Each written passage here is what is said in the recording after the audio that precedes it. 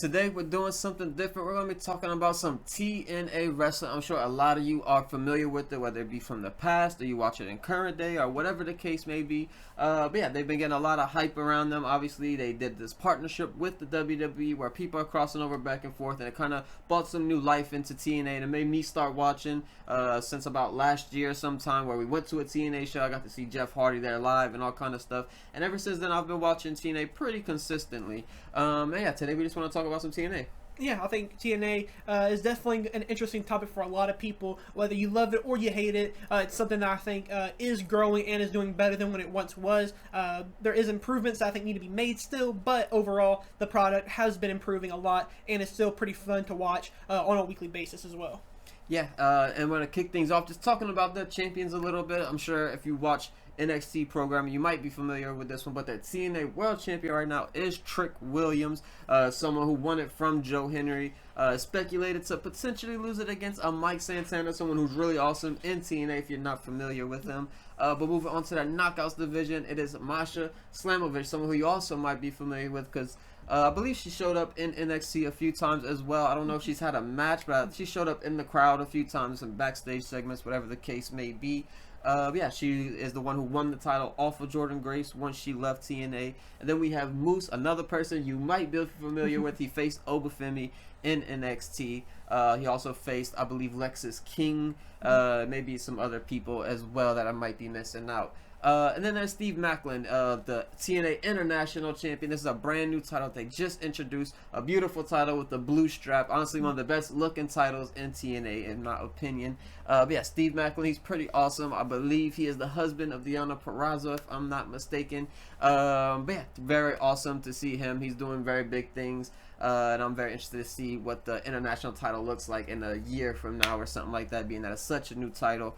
And then we have our TNA Tag Team Champions being the Nemeth Brothers. They won it from the Hardy Brothers, who obviously all of you are probably familiar with. And even the Nemeth Brothers, if you're not familiar, that is Dolph Ziggler and his real-life brother. So yeah, very cool to see that. And then once again, we have even more WWE people in that TNA Knockouts Tag Team division. And that is the Elegance brand being Ash by Elegance being Dana Brooke. And then also M by Elegance, who is part of the group, but also Ash or sorry.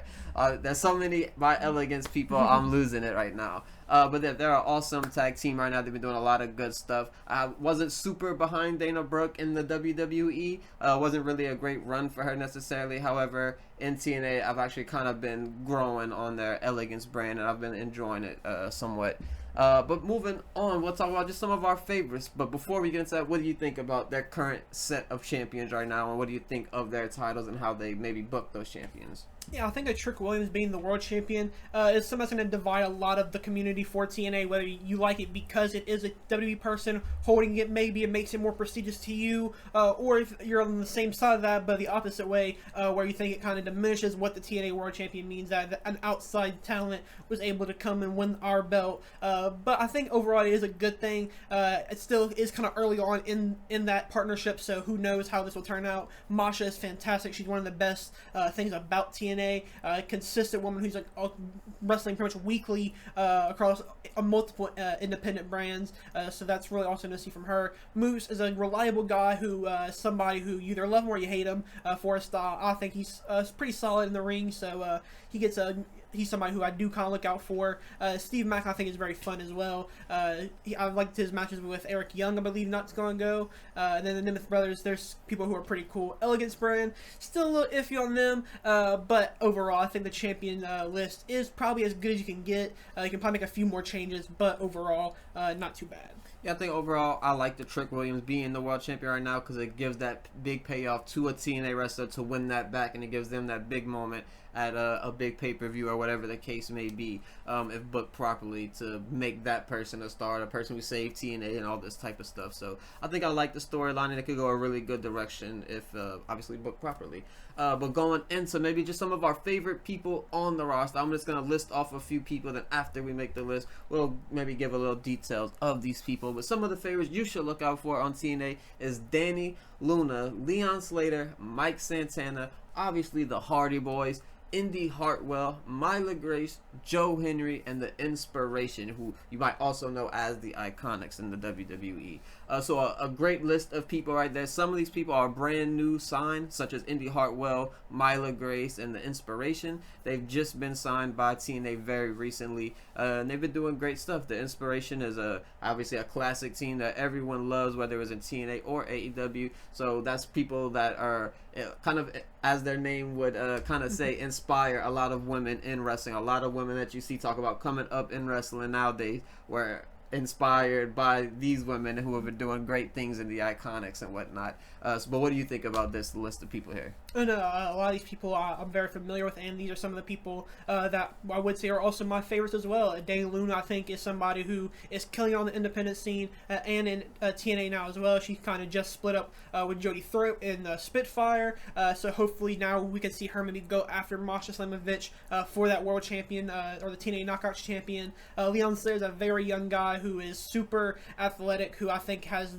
some of the most potential probably in the company, being so young, and obviously has so much time left in the business as long as he wants to be there. But yeah, he's somebody who is really fun to look out for. Santana is somebody who, since he left AEW and became his own man and his own character, he's really stepped up his game. He's somebody who is fantastic, and like you said, is on the verge of becoming a world champion in the promotion. So that's something that's really cool. The Hardys, not much to talk about. I mean, it's such an iconic act. So yeah, and then Indy, I think, is somebody who I think she'll have a similar story to Mike Santana, where she left her previous company, but is now going to rebrand herself, become her own person, and probably walk out as a bigger star than what she got there. Yeah, for sure. Then obviously Myla Grace, that's someone who's very young and newly signed, and we haven't really seen a whole lot from her. But if you're familiar with her independent stuff, she is really good, and I think her potential is very high. But yeah, I think there's a lot of good things going on in TNA. However, now we're going to talk about some of the negative things, and that is, a lot of this might have to do with the WWE partnership, and it's kind of speculation in a way because WWE hasn't bought them and they haven't necessarily done anything bad. If you kind of compare the WWE and TNA relationship to the AEW and New Japan relationship, where kind of once the contracts run out from their top stars, they seem to kind of pick up those top stars and they seem to fade into whether it be AEW or WWE, of course. And that kind of seems to be the case with TNA. It seems like they're big stars when their big contract runs out and they've made them a star, they kind of leave. So it's kind of hard to get behind someone in TNA and expect them to stay there. But I guess that's a good thing as well, because wrestlers are moving around, they're going different places, so it could be seen either way as positive or negative.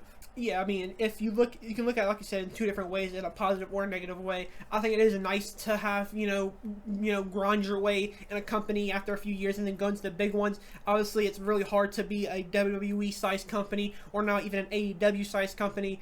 So being a developmental brand isn't the worst type of situation. You can be a brand that no one wants to go to and that you only have some old timers to just get a few more seats booked, or you can be a developmental ground.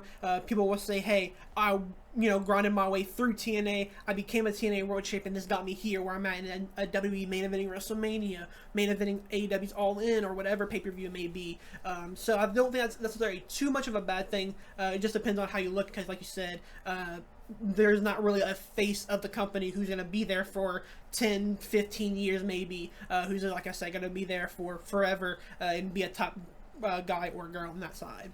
Yeah, I mean, we've seen great people come from TNA very recently, such as a speedball Mike Bailey in AEW or Jordan Grace in the WWE. So they do have a lot of good talent, and they do know how to develop that talent into stars and get them to that level where it's like, okay, we brought you to the top level that we can bring you to, and for you to go further, you kind of have to leave here. So like I mentioned, it's a positive and a negative thing. Maybe TNA likes being in that position. They like the feeling of growing them into stars. Probably not losing them though. But another thing is probably just their, I don't want to say necessarily inconsistent booking, but they do things that sometimes, if the fans really want something, they'll sometimes wait a little too long to pull the trigger. We've seen it happen very recently with Joe Henry. He was one of the most over people, not only in TNA, but maybe all of wrestling. He was maybe top 5 most over people at one point, highly talked about online and all that type of stuff. But they didn't pull the trigger on him until almost a year later. It took him way too long to do that, and I feel like it did kind of affect Joe Henry's run. Even people like a Mike Santana, I feel like he's on a really good run right now. He could use a little bit better a booking or maybe opponents, or maybe just put him up there with those main event people. But yeah, that's kind of one of the problems that you might run into when watching TNA is you might be really behind somebody and they might just wait that little bit too long to make them a star or put that title on them or give them that big win or something. Yeah, I definitely agree with what you have to say there. The Joe Hendry stuff definitely didn't make sense for the time because it was something that was definitely helping TNA a lot. Having Joe Hendry kind of as that face of the company that I mentioned earlier, and then him not being your world champion after multiple attempts as well. I guess they maybe wanted to go for a Cody Rhodes type of story where he wanted to finish the story of being finally one of that world champion, but I don't think it really hit the same because he still wasn't really getting that same opportunity that Cody Rhodes was still getting. Cody Rhodes was, going out there, still being the #1 guy, being on every single show, and Joe Hendry does that, but obviously not to the extent of what a Cody Rhodes might do that as. So yeah, the inconsistent booking kind of is a little bit unfortunate just because, you want to see some of these people a little bit more, but also you want to see some newer people as well come through the door as well. Yeah, and then the final negative thing that we'll talk about here just going to be the roster depth in general. And that kind of has something to do with the first thing that we talked about with them losing all their top stars. Obviously, it's hard to keep a roster filled when as soon as you build the star and you're like, okay, we need more people for them to go against, they leave, and then those new people for them to go against are now your people that you have to suddenly build up to reach that main event spot, to reach that world title spot. So obviously that's kind of a problem, but that's a problem with every company. Every indie company in the world basically is gonna have trouble with a roster depth situation. They might want to book this person, but hey, someone else just paid them $1,000 more or whatever the case may be, so why would they come to you instead of them, of course. But yeah, that's just kind of how it is in the world of wrestling anyways, whenever you're not on the level of a WWE or AEW. It's just your roster depth and having to do a lot of multi-man matches to kind of keep people on the cards and everything. That kind of sucks. Yeah, obviously not having probably the financial backing of what an AEW and WWE does is unfortunate because, like you said, you can't go sign every single person. You can't get some big names players who might become a free agent soon. But like I said, I think that kind of goes back to the developmental thing, which they can kind of make that into a positive where maybe you do pick up some indie talents who might not be the biggest stars, but you say, hey, we'll give you a 6-month deal, and hopefully by the end of it, you can at least be a future champion for us. Maybe you re-sign with us for a longer term to kind of maybe call this your home for a little while longer, because I think that could be something that could be an enticing thing for some indie talent. If you're internationally and you want to get a US visa probably to work on some independence in America, I think that's probably a good idea, and able to use those talents as well on your brand to kind of just showcase all these different talents from different parts of the world, kind of just show kind of the beauty, I guess, what wrestling kind of is. Yeah, for sure. Yeah, that's kind of going to wrap up this video. I feel like there's a lot of positive things to talk about, and the question of this video is, should you watch TNA? And in my opinion, you should watch TNA. A lot of things, there's a lot of good things coming here. This is a place to watch a lot of people grow and to maybe go into your favorite company at some point. But yeah, there is some good wrestling here. There is some fun and nice things that happen here. There always is a good time watching TNA pay-per-views and whatnot. They sometimes do some goofy booking where there's a lot of funny stuff going on, but I enjoy that type of stuff. I'll put it up for this video. We appreciate you for watching, and yeah, we'll see you at maybe a TNA show eventually.